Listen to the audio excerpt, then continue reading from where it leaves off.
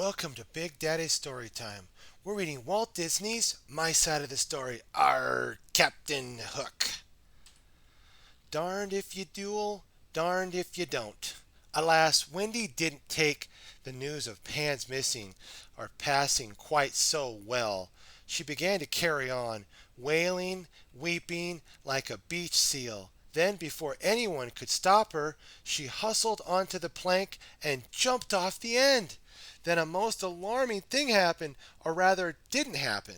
Although Wendy had leaped off the plank, we didn't hear her land in the water. There was no splash. It nearly caused a mutiny on board. No splash, the other pirates began to cry. Not a ripple. The ship's bewitched. Those pirates and their foolish superstitions. The only thing vexing my ship was that nasty brat Peter Pan. For suddenly he appeared in the crow's nest holding Wendy in his arms.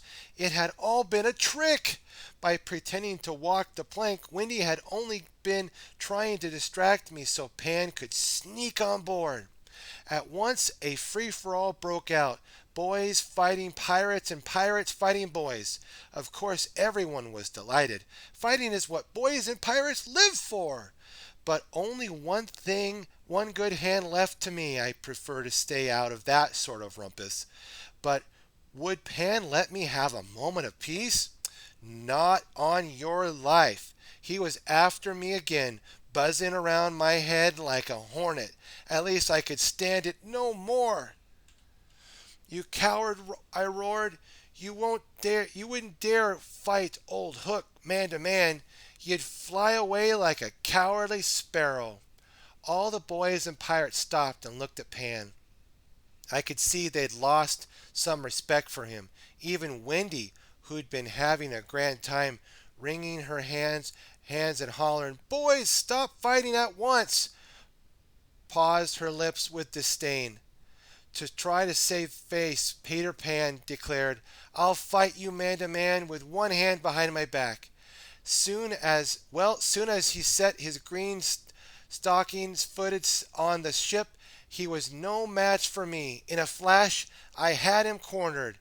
I was all set to skewer him like a prawner's devore when suddenly he began to bawl.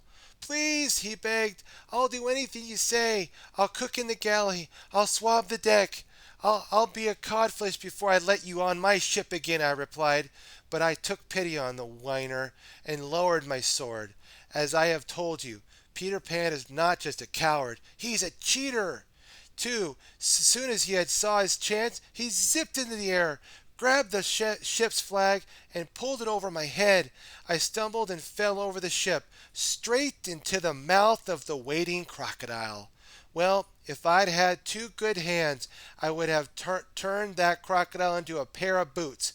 But alas, I am just a poor old man with only one hand, and the beast was getting the best of me.